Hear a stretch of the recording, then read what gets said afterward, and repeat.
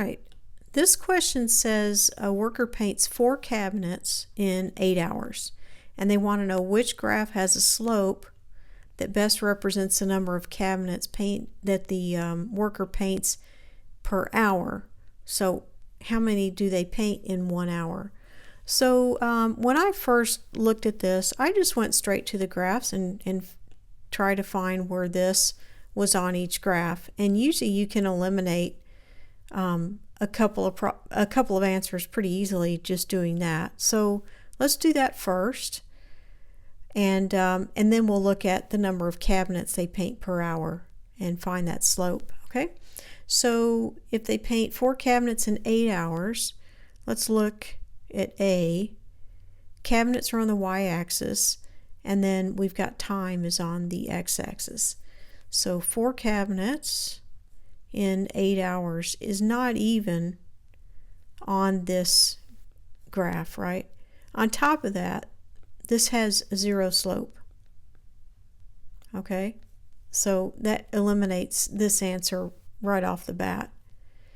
And this one also has a 0 slope, but it's interesting too that we do find that point on the graph, 4 cabinets in 8 hours. But if you look at, if they do 4 cabinets in 8 hours, C for cabinet there, and let's cut that in half, that means they do 2 cabinets in 4 hours. So that should also be on this line. So there's 2 cabinets in 4 hours, it's right there, and it's not on the line. Okay, and we can already see really what the graph's going to look like just doing that. Okay, now let's look at B, and it's, let's see, we do 4 cabinets in 8 hours. That's going to be a point here, which is not on the graph. So that leaves D, 4 cabinets in 8 hours, right on that line. And then we'll also look at 2 cabinets in 4 hours. There's 2 and 4. Again, it's right on the line. Now, we can figure out the slope. Remember, it's rise over run, and rise is the y value, and run is the x value. And rise just means it goes this up and down, right? That's why it's the y value. Okay, so our y value, if we go up here and then to the next point on the graph, so we go up 1 and we go over 2.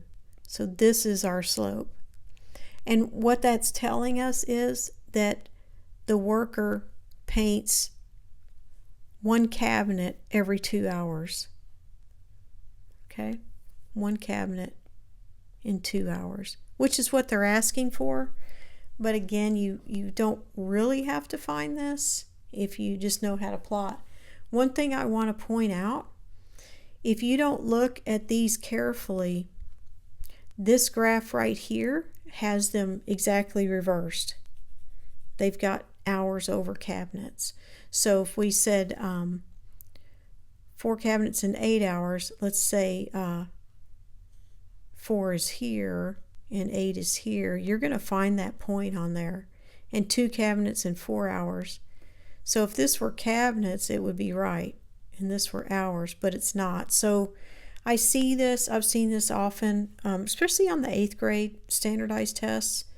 I've gone over a lot of them, and a lot of times they'll put something like this in there just to make sure that you understand, okay, that this is the correct answer. Okay, so be aware of what's on the x and y axes, and I hope this helps, and I'll see you in the next one.